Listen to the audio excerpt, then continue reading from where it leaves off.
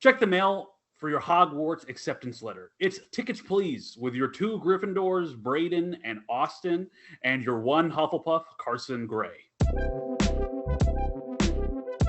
Hi, Carson. Welcome back to Tickets Please, everyone. We got all 3 of your hosts today. Everyone looking snazzy. We're in the new 3-camera format, so I don't have to edit as much. And you get the same view as I do when we're recording. And I just slap my video over top. Yeah, it's easier. Last week, Carson, it was us side by side talking about Transformers.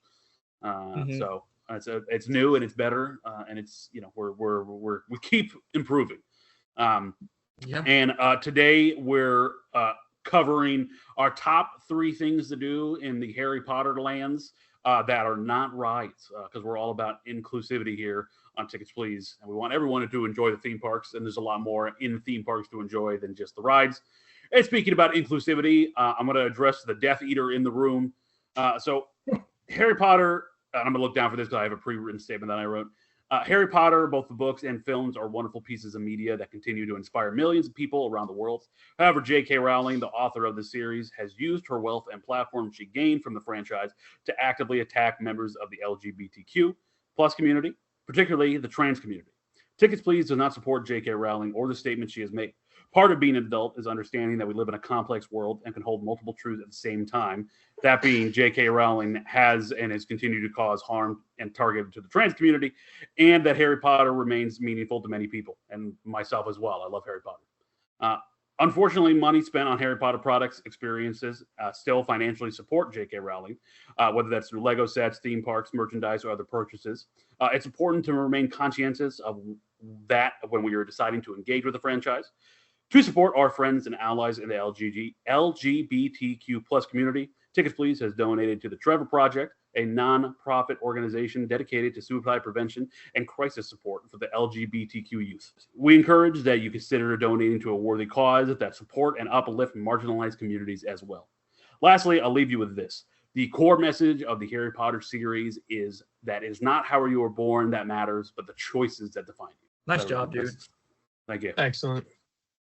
And I'm making a donation in name of Tickets Please for the Trevor Foundation for all of us, but just so you know. All right. There's no great way to transition from that statement into the content, but here we go. We're talking about things that aren't necessarily rides. We're going to be talking about all the lands that Harry Potter encompasses, except the new one, because I don't think I know that me and Carson have been there yet, but Braden, you've not been there, right? I have not been there. So I have a little write-up here just about the different lands. So the Wizarding World of Harry Potter, Hogsmeade, nestled at the foot of Hogwarts Castle, Hogsmeade's village, is bustling with enchanted shops and inviting taverns and more. Explore the corridors of Hogwarts and soar over the castle on a journey like no other. Brave the wilds of the Forbidden Forest with Hagrid on a thrilling roller coaster. Grab a bite at the or a beverage at the 3 Broomsticks. Then you have the Wizarding World of Harry Potter, Diagon Alley. Wander the streets of Diagon Alley for some of the Wizarding World's most famous establishments. Dine at a Leaky Cauldron. Find a wand at Ollivander's Wand Shop. Or travel below Gringotts Bank on a multidimensional thrill ride. And then the new one, even though none of us have been there, the Wizarding World of Harry Potter, Ministry of Magic. Explore multiple areas of magical thrills and wonder at the Wizarding World of Harry Potter, Ministry of Magic. Encounter fantastic beasts as you explore the Wizarding Paris in the 1920s. Take the Metro flute to the British Ministries in the 1990s for new thrills, and enjoy new interactive wand experiences, magical morsels, and more. I actually didn't know that that land was set in the 20s, but the ride there is set in the 90s. That's interesting. So whenever we get to experience that, I'll let you know. But we'll go through this in reverse order. So we'll both start all 3 of us will start with our third and move on from there. I will be mainly talking about Hogsmeade because that is where I've been. And I believe you boys are mainly talking about Diagon Alley. Is that correct? Definitely. Yes, but Hogsmeade does rock. I was going to pick stuff from Hogsmeade, but when you said it, I was like, he's got it. He's got Hogsmeade covered. Mm-hmm. Yeah, I haven't been to Hogsmeade, so that's the only reason why I didn't check anything over there. Yeah, I want to. But boggles the mind though, because you were in the park. You were just didn't go over there. I think it's because when we were there, it was part of that graduation trip I went on back in 2015, and the parents didn't buy they bought the fast passes, but they didn't buy the tickets for Hogsmeade. And also at that time, it started to pour down rain, so we were just like, nah. Yeah, but We're not gonna do it today. you get to ride the train over in Hogsmeade. I If you're, know. from I Diagon Alley know. to Hogsmeade. That's cool as hell. I agree. I missed out. Braden, did you get to do that? I did not get to do the train. We just walked over. Oh God, guys, we're doing the wrong here. We're doing it all wrong. Clearly, I mean, I like Twains. I feel bad. You were reading that intro, and I had to get up to turn the lights on. And sometimes Carson and I do be goofing off while you're like doing important stuff because I'm like, oh, he's just not going to put us in. But you have a new format, so hey everybody, thanks for sticking with us. Yep, it'll definitely be in there. I'm excited to watch it back and when I'm. Dude, the camera, it was hilarious. Your camera cracks me up, dude, because you walk away and it follows you. You walk away. Yeah, so he walks away off camera and it snaps back to center. And then when he walks, it just locks back in on him. But because he's sitting down, it's moving with them. So the camera was like swooshing with them. Stop looking at me with those beautiful eyes that close, but you're going to make me fall in love with you. Those boys are insane. As I work out technical issues, you guys are just entertaining the masses right now. Absolutely. Look, the audience can see my blue screen back here. Yeah. I'm a needy, starving artist. Aren't we all? Amen, brother. Amen, brother. Yes, but yeah. So I'll start with my number 3, which is the 3 broomsticks. Braden? Did you eat there at all? Hell yeah, brother. I don't remember what I got, but I drank there. I think I just got beer. Hey, that's at the Hog's Head, which is technically inside the 3 broomsticks. At least it was in the Hollywood one. I assume it's the same in Universal though, over in Orlando. Yeah. It's like actually, I don't really remember. I was drinking, brother. I was Universal drinking. Dude, drinking. I'm jealous because they have like I'm gonna run through it, but they got some good stuff there that I can't have obviously because I have celiac disease, and Carson can't really participate either because he, while not have celiac disease, also is gluten intolerant. Yeah, and he's like, and he's 18. And he's 18. Yeah, he's a little boy. Yeah, I'm like Sprite in Eternals. Arsha made me eternally 18. I don't even remember that character. Only reason I say that is because we recently watched the film. My wife and I are watching the Marvel movies through again. Are you watching them all to get ready for Doomsday? I am. She wants to because it's a good brain break for her while she's studying for school. That's fair. Yeah. Yeah, I need Marvel to release the damn trailer that they showed some people, but not everyone. Yeah. I would love to see that, Marvel. But yeah, the 3 broomsticks, the quintessential dining area in Hogsmeade. I put that on number 3 of the list, not because it's not great, but just because, I wanted to talk about other things. And I thought, food would be a topic for everyone. But I also like the 3 broomsticks for me, particularly because they actually have really good options and really good notes about what is allergy friendly and what is not. And when I was there, they were very helpful. And you can even get butterbeer that is gluten free, which I had, which was delicious. And I might be making an appearance later. But I had the herb roasted chicken platter, which was delicious. And me and my wife both got that. And we were just tearing into that because we had a long day of travel and then went to the Universal. So that was our first meal of the day.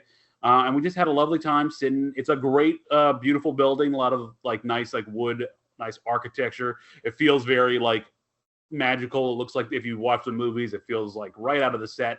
And everything just feels great there. And the food tasted great. And Universal is kind of hit and miss with the food. And so we had a great time with that.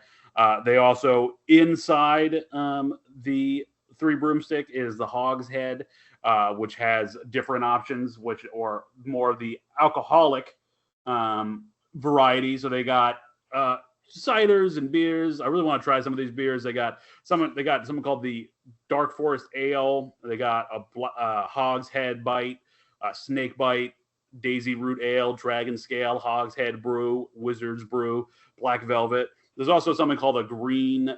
It's like some like green fish ale, which is gluten free, and I was excited to try when I read that yesterday. But I found out that it's a non-alcoholic, which I'll still try it, but it's not nearly as fun. Do they have a mead? Is there a mead that Harry Potter's themed there? I know mead's natural, gluten free. Harry mead. Might have mead. Yeah, they do. Bung Barrel Spiced Mead. Ooh, doesn't that sound appetizing for you? That sounds fun. Delicioso. Bung Barrel rolls right off the tongue. I want to try that. What was the ale? Which one? The Dark Forest Ale? Was that what it's called? The Dark Forest Ale. There's a couple of the Daisy Root Ale, Dark Forest Ale. I had the Dark Forest Ale. I'm remembering that now. It was very good. I bet that was good. Probably just like a nice dark beer. But because you have celiac disease, it was dreadful. Hey, I honestly don't know what would happen at this point in my life because I haven't had gluten in so long. I feel like if I took a sip of beer, I might just explode because pure gluten in that. They also do breakfast at the Three Broomsticks. You can get a butterbeer waffle, a butterbeer cream puff, continental breakfast, pancake breakfast, American breakfast, and the traditional English breakfast. Although it's better than a traditional English breakfast because if you get that in England, it will not be salted or flavored because they don't cook with spices for some reason. What is it? Just like wet beans and what is English breakfast? Fresh scrambled eggs, sausage link, bacon, baked beans, baked tomato, and potatoes served with a butter croissant.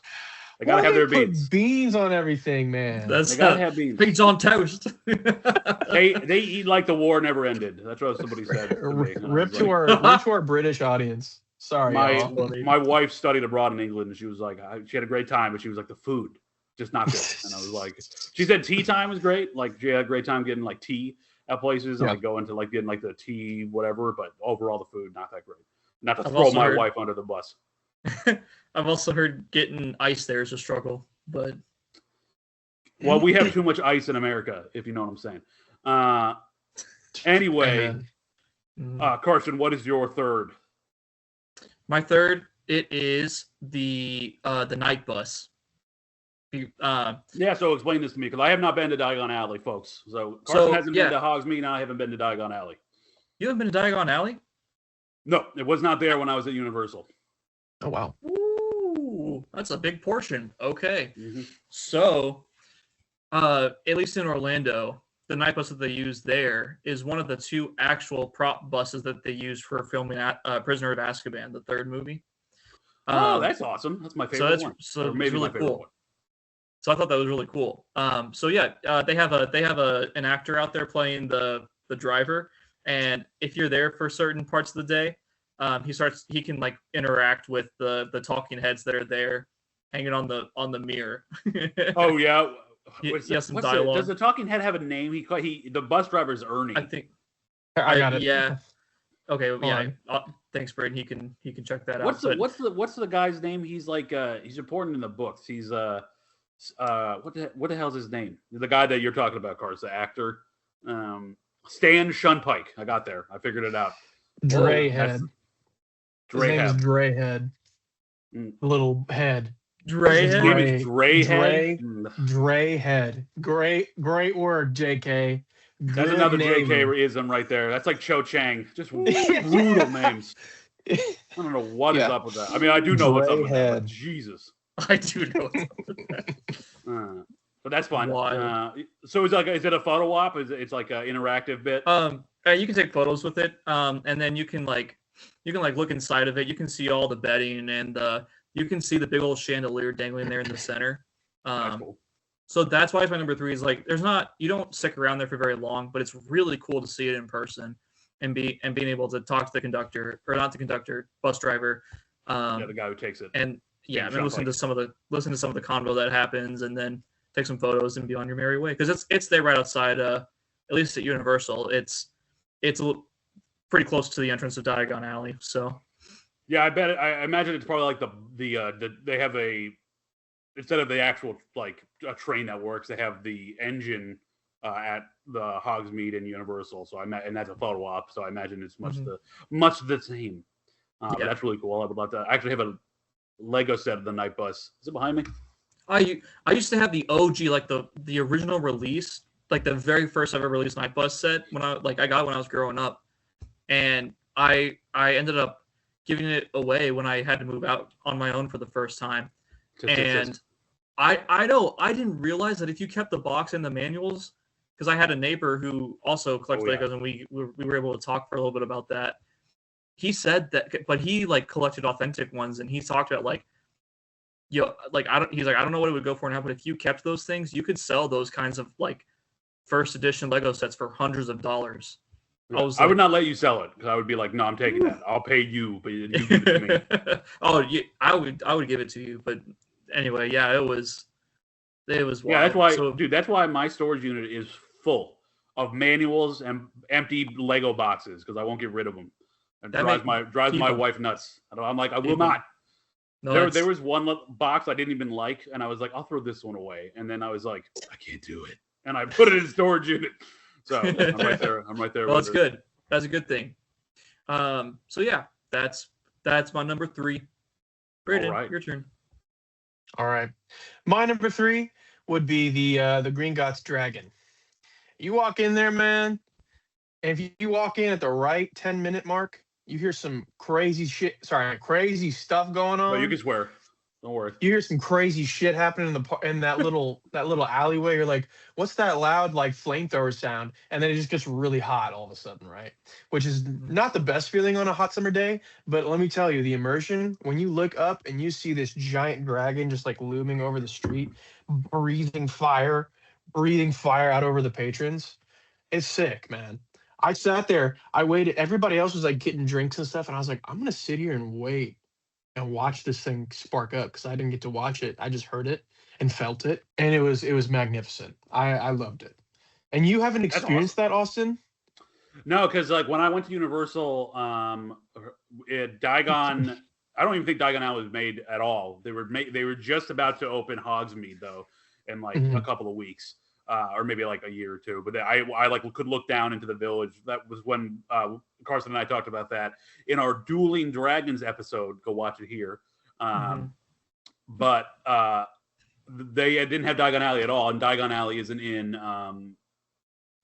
Hollywood Studios. They just have Hogsmeade. Gotcha. Yeah, I have not done it. I'm very excited. We should plan to go to Universal. And as soon as I get expendable income, I'm there. As soon as it happens. If any rich person wants to run me over with their car and then not kill me, but and I'll take the money, that'd be great. Maybe get an oil. I'm gonna have to cut that out. I'm gonna have to cut this whole bit out. I'm gonna cut back in right now to me saying that I had to cut it out. You'll never know, audience. You'll never know what we were talking about. Damn it, Carson. I've seen how much I can get away with. Not that. That's the line right there. So that's my number 3 is the Green Gots Dragon. Yeah, that's super cool. I didn't realize it breathed fire. I knew they had it on top of the Green Gots building. I actually have he's right there, the little Lego set, the little Green Gots Dragon. He's on top of the little mini set I have. And I want the Green Gots Lego. That's my White Whale Lego set, the Green Gots Lego set that's $430. If they ever restock it and I once again have expendable income, I'm buying it. But that's really cool. And breathes fire, I feel like that really adds to the atmosphere. They actually, I imagine Diagon Alley has it too, but this part of the park, especially for Universal, really does a great job of world building. They have like a bunch of little things that like add to it, like a little animatronics here and there that you can find and that move. And I think you guys will talk a little bit about some of that stuff later on your lists. But that's very cool. That's all there too in Diagon Alley. I don't think I saw it on either of your lists, so I'll just say this too. This is the part that I missed when I was there. You can also find Nocturne Alley in Diagon Alley. Oh yeah, dude, it's so cool. Have you gone there? No, I want to. I missed it, and so I would love to go back and try to look for it again because I was reading about it on the website. I was like, what? No way! I didn't know that they included that. And they have this like tattoo shop that has like moving tattoos. I was like, I want to go see that. It's not much there in terms of like attractions or anything like that, but you can go in there. They have a shop. Because they probably got something though. That's cool as hell. I wonder if they sell like Dark Eater shit there. They do. It's dark. It's dark arts. It's dark arts stuff. Yeah.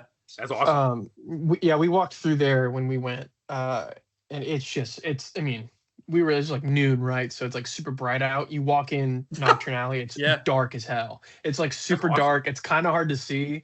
Obviously you can see enough to like not run into people, but like there are like things floating in the air, and because it's dark, I'm sure they're able to get away with a lot more things like flying and like things that are animated. And I'm trying to remember the specific. I can't remember the specific things that were in the floating around, but yeah, the shop is really cool. It looks very a la I cannot remember the shop, but the shop where they get the wardrobe, or I'm talking about, where it's like, yeah, Florian and yeah, that one. I think it's that shop. I think it's that shop that's back there. Let me look. Here, that up. I'll look up the name. I think it's Florian and Fortescue's, something like that. Borgen and Berkey's. Oh, Borgen and Borgen and Burke's. Yes. Florian and Fortescue's is something. Maybe that's an ice cream shop. I don't know. It's an ice cream shop. I just looked. That's the ice cream shop. But yeah, that's really cool. I didn't know that. You could do that. I really want to go see the goddamn park. I'm dying to go. I live on the other side of literally, I don't know if I could get farther away from Orlando in the continental United States from where I live. Alaska. That's not continental, though. That's not the continental. Oh, United yeah, States. That's fair. That's fair. Anyway, my number 2, and if you guys have watched previous videos, you knew this was coming. Butterbeer. That's right. Just flat out butterbeer on my list, and that's because it's so good. And apparently, right now, tasty. I did not know this. I just looked this up. It's butterbeer season, baby. At the Universal Parks, March 1st to May 31st, they have a bunch of butterbeer treats. Oh, I guess that's cool. Even more so than normal.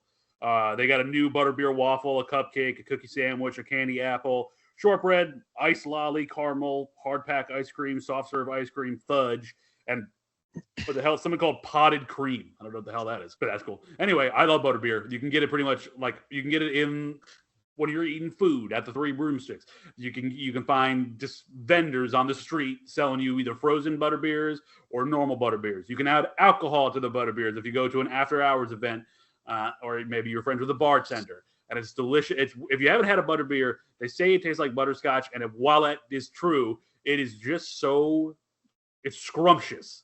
It's just the perfect British word to describe it. It is delectable. I was like, I'm a big sweet guy anyway, but I was going ham on these, and I kept spending my money on butterbeer, and I have no regrets. What's your favorite way to drink butterbeer?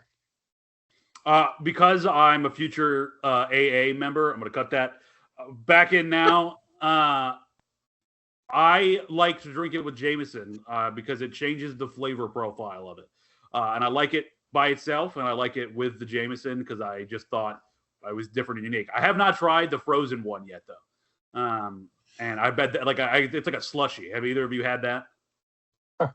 No, this sounds great though. I'm gonna put it back in. It got a good reaction. It got a delayed good reaction, which I'll take. You gotta keep that. You gotta keep that. I'm gonna cut that too. I'm gonna cut that. Yeah, I'll keep the. It's all so staying funny. in now.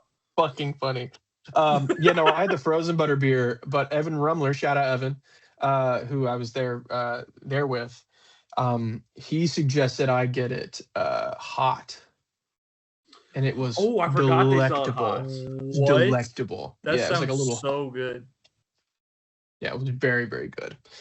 See, I can't do the hot one though because I was in LA in the fall and it was still hot, and I hate being hot. And so it was hot in Orlando, so I was like, it's kind of hot, but I'm the type of person I can drink hot coffee on a hot day. It doesn't bug me. I'm all about. I'm the opposite. I drink iced coffee on a cold day. You have a lot more of those also where you're at. There's a new theme park coming in the UK, which might be the first Lord of the Rings land, which is very exciting if you guys like Lord of the Rings. I'm all down for that. That sounds great. And they may or may not have a Harry Potter land because I guess it'd be kind of weird for England to have a Harry Potter land, but they should because they could get snow, and then I could have a hot butterbeer in the snow in England. That sounds awesome. That does sound awesome. Yeah. So please, Universal, you $1 billion company, listen to one of your aunts and give me my wish. Yeah. Universal, hook us up with tickets and we'll make a video about it. But no, for real though, Universal, I will fight for you. I want to go to the new park so bad, and I'm just a poor boy. Somebody help me, Mamma Mia, Mamma Mia, Mamma Mia, let me go. Bohemian Rhapsody. Moving on. Need no sympathy. That's what I do from Universal specifically, in the form of tickets. All right. Who the hell was talking? Was I talking? Carson. You talk, yeah. Yeah, Butterbeer, get it. It's great. Carson, take it away. What's your number 2? Okay, number 2 is the Tales of Beetle the Bard performances. I thought that was really cool. It's on like the east part of the Diagon Alley section. The story of it is it's like the dramatists from Hogwarts, like the students studying some dramatic arts in the Wizarding World, and they put on 2 stories from the Tales of Beetle the Bard like storybook. For those who may not be as familiar with Beetle the Bard, it's the Wizarding World's version of our like nursery rhymes and stories, like Humpty Dumpty, Little Red Riding Hood, stuff like that. That's their version of it. Yeah, and it's like the Grimm brothers. Yeah, yes, that's a good way to put it. And so they put on, I can't remember the title of it, of either of them off the top of my head. Or no, it's the Tale of the Three Brothers. It's the one that they do in the movie. The cool animated section of the movie. What's really cool is they use the same like style of the animated characters when Hermione's telling that story, but they turn them into hand puppets. That's awesome. And they look amazing. It's really well done. And then they use their like suitcases and other smaller props to like set up the scene.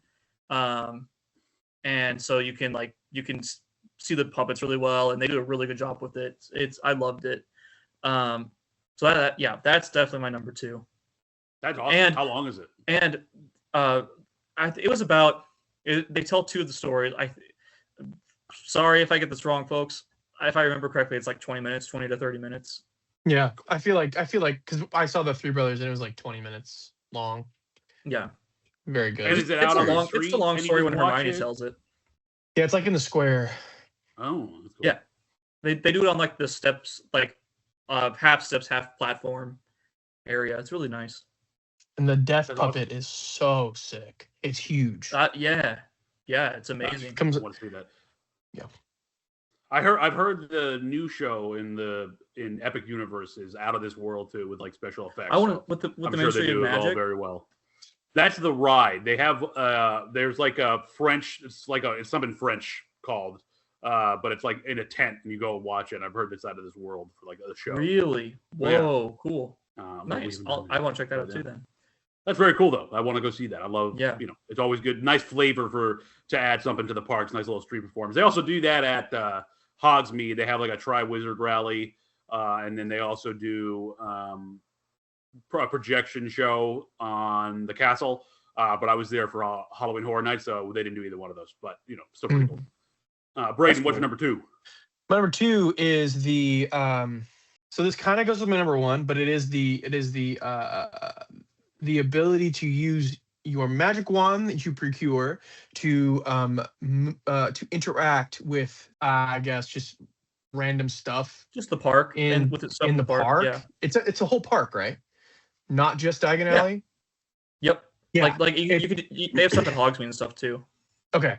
Yeah, just that whole concept I think is such a fun thing to do. I mean, they carried it over with all the Mario stuff too, because it was clear that works. Very fun, very interactive. It's also very funny watching adults try to do it because they're not as good as like the little kids. Shout out Jeffrey Keller. Carson and I went to school with Jeffrey. But he's got a video where he takes a gummy and he goes to Universal and he gets a wand and tries to use it. And he just cuts of him just like it not working.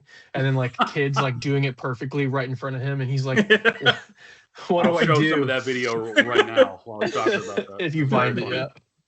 It was really funny. But yeah, no, I just think that it's such a fun and interesting like the sight lines are like when you're in Diagon Alley, all you see is Diagon Alley. When you're in Hogsmeade, all you see is Hogsmeade and the castle. And Universal usually doesn't give a flying about what you can see from their other parts of the park. And Disney, obviously, that their whole thing is sight lines. Like when you're in one part of the park, they only want you to view that. But it really helps with the immersion here. And same with those interactive elements. Yeah, I love it. Yeah, that's my number 2. All right, and I'll go with number 1. I wanted to put on here, by the way, just an honorable mention. There are Death Eaters that go around during Halloween Horror Nights. I didn't see any. I don't know if they were there when I was there. I think they're back this year, I think. But very cool nonetheless. They kind of like chastise you. It might only be in Orlando, but they like chastise you and like almost attack you. And they also, the projection show on the wall is different, which is cool. That's so cool. That is really cool.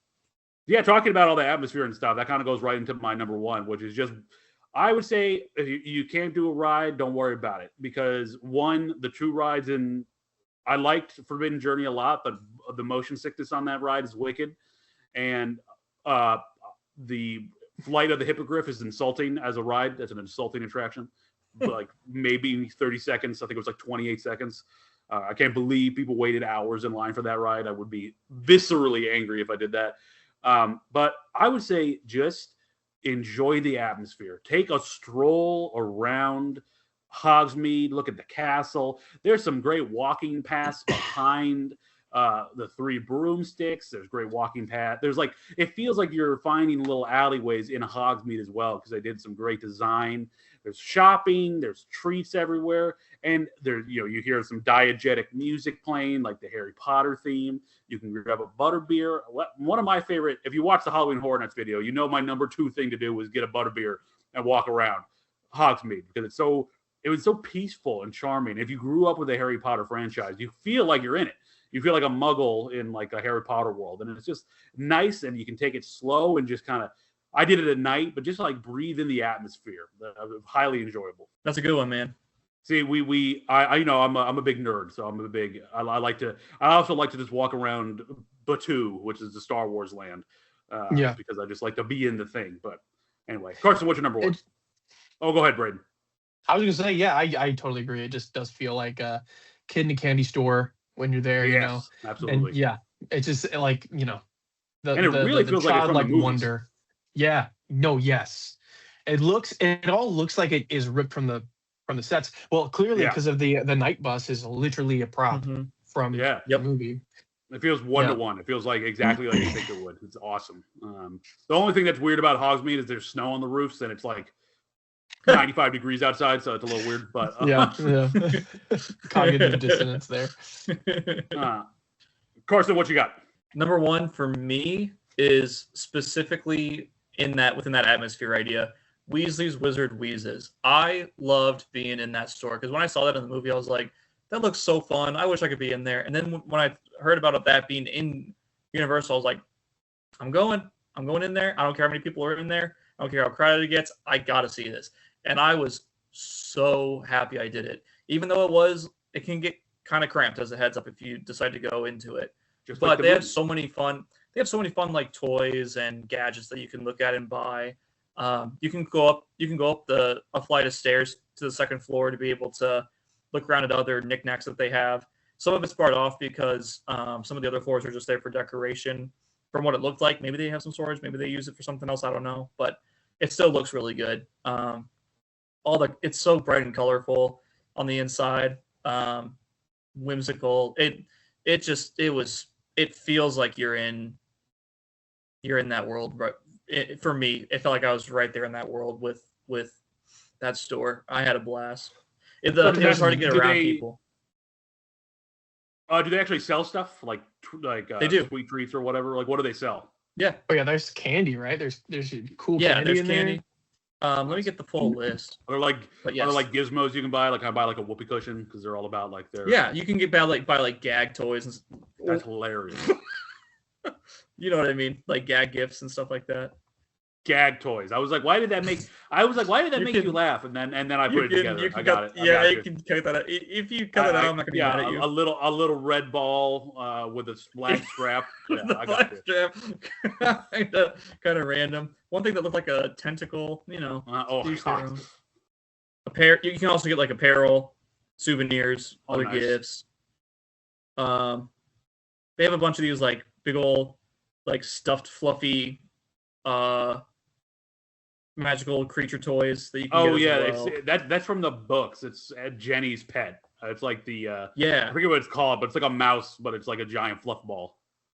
You can get T-shirts. You can get other candies. You can get like fun hats. You can get fun little spinning toys. Some other fun outfits. Some books.